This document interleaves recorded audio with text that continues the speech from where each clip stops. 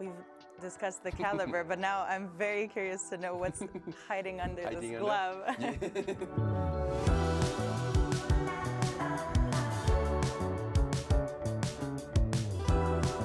Hi guys, welcome back to Watches TV. I'm here with Morgan Maillard from Heritage and Patrimony here at Vacheron Constantin. Hi Lara, how are you doing? I'm well, thank you. Thank you for welcoming me at your beautiful headquarters. It's such a pleasure. We're here to discover a new caliber that you're launching this year at Watches and Wonders. And can you tell me a little bit about what motivated you to develop this new caliber? Yes, sure. I think we need to go back to the history a little bit of Vacheron into the ultra-thin calibers. First of all, in 1955, we launched Calibre 103, which important because it was during the bicentenary of Vacheron Constantin. And this caliber stayed until very recently into our portfolio, so have a very long history for us. Then in 1968, we came with the 1120, which is still part of our portfolio with the ultra-thin perpetual calendar, and mark as well the history.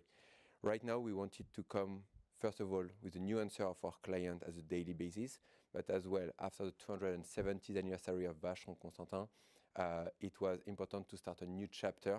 So I know last year was a big year, but this year we wanted as well to continue with something big and important for us. Beautiful. So this marks a new set for the coming years. What were the challenges in developing it, and what are the differences with from the 1120 that you just mentioned? Yeah. First of all, the main difference is, as you can see, it's a micro rotor. So it's the first time in the history of Vacheron we're using a micro rotor. Even more, it's a platinum one. So it helps us to have a better winding system with it. Then we have a double barrel suspended. We're going to talk a little bit more deeper if you want after. And in the middle of all the little space staying possible, we put a very flat horizontal and very compact gear train. We are using a ball bearing inside, so we adapt the structure of the gear train to the little space we still have inside, and that was one of the big challenges of it. It's stunning, and I didn't imagine it would be this decorated. I mean, you know Vacheron, we have something is very important for us is the hallmark of Geneva. So part of the hallmark of Geneva, of course, decoration it's a key point. As you can see, we can find the Côte de Genève, we have the perlage, and on both sides. Talking about this, you can see the special bridge for the double suspended barrel we talked just earlier. But yeah, this caliber is really in the family of Vacheron with all the same criteria in terms of finishing, strongness, robustness, and accuracy as well. Talking about suspended, why are the barrels considered suspended? So it's suspended because, as you can see the top of the barrel, and is attached on only one point. So instead of being as a sandwich between the main plate and the bridges, it just maintains on one side of it. This helps us, first of all, to save space, because I guess we don't need to have something higher. And as well, to save space on this double barrel, we put them upside down. So like that, we were able to remove one of the cover of the barrel, like that the two springs touching the same cover. And as you can see, there is no ratchet. So we remove the ratchet as well, and the gear of the top barrel is doing the ratchet system, and the gear of the lower one giving the power to the gear train. So we remove some element like this a bit everywhere to save space, and as well at the same time, removing some element help us to push the accuracy, because we remove like friction and component on the middle. And I believe you have an 80-hour power reserve. Yes. Is this linked to the fact that it's an in-series barrel? Yeah. So it's two stuff. So this in-series barrel help us, first of all, to have with two mainspring more power reserve. We come from, like you said earlier, the 1120 with 40 hours. Now we double it with 80. This is the main stuff, but as well the way the gear has been made, it's reduced the consumption of the movement with the ball bearing and other. There's less friction, so that helps too on it. And as you mentioned, they're in series, So the way the energy is being transmitted, it's very linear. So it's not one by one, and this allows us to have a better accuracy during a longer term. Before, as we know, slowly the power reserve will decrease, and as well with the accuracy. So this is why the structure helps us to have a much bigger precision for Calibre. Would you say this was the main challenge? I think the main challenge was to combine everything together and have this high power reserve. Having 80 hours of power reserve into 2.4 millimeter of thickness only, that was the biggest challenge, to find everything without any compromise. As you know, into ultra thin caliber, it's always very sensitive, because it can, every little touch you do, it will impact on something else, and they can be more fragile, if we want to say. But for us, the main point was to have this big power reserve with big robustness, and was able to check all the criteria of the hallmark of Geneva. So you went from a 1120 that was 2.45 millimeters to this caliber 2550 that's at 240. Yes. So if we can, it's not a world record, it's not a breaking record pieces, but it's a piece which continues the legacy of the ultra thin caliber for Vacheron, but I will say with a higher standard and a better answer to our daily using clients. And this was the main goal of this caliber.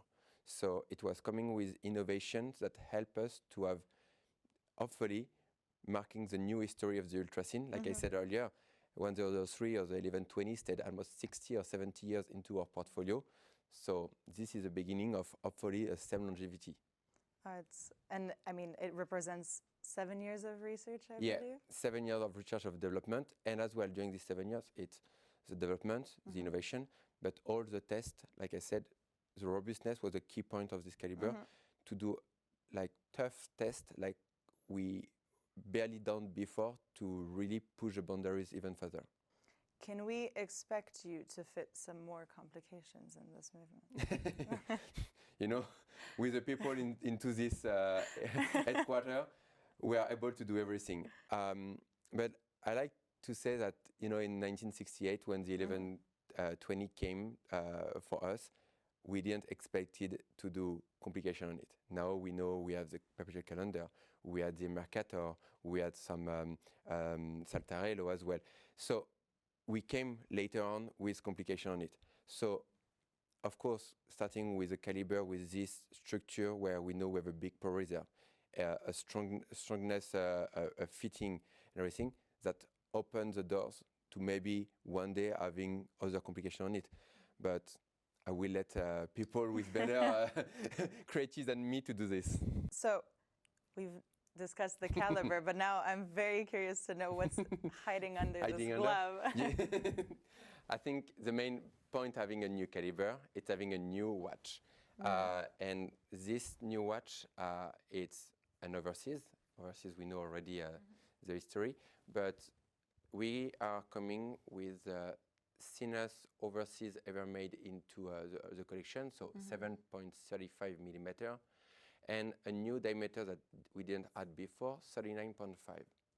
So this watch is the first time ever we do a full platinum overseas as well. A lot of novelties, whether it continues the legacy of what we used to do, and I like to go back to the past as always, but first of all, we had the 222, the jumbo one in 1977 with the 1120 at that time.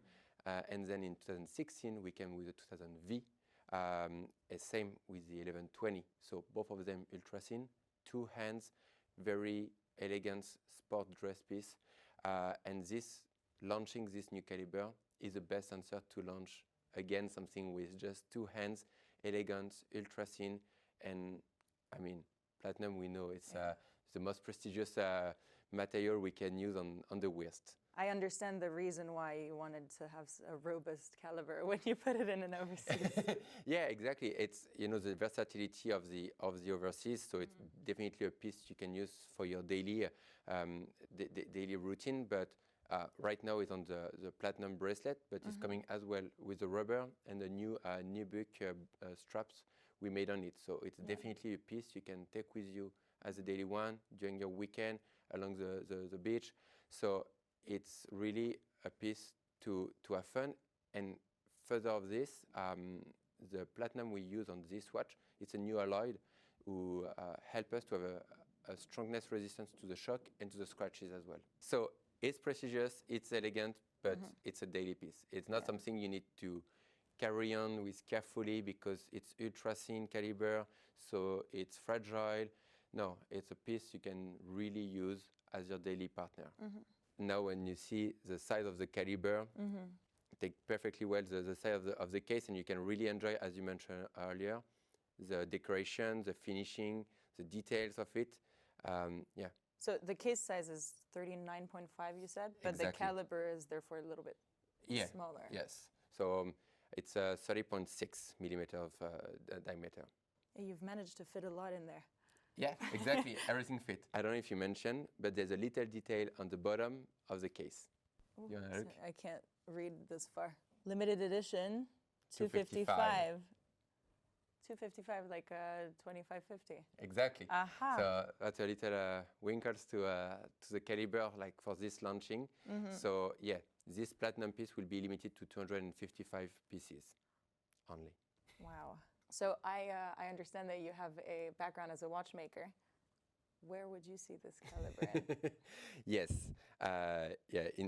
indeed, I'm a former watchmaker for the Maison since a long time, but as mentioned, I'm a watchmaker, not a designer. We have plenty collection within the Maison, and I think those kind of ultra thin caliber with this structure, of course, can carry into many of the collection, and we have many possibilities. We have a lot in our archive as well where we can play as well with it.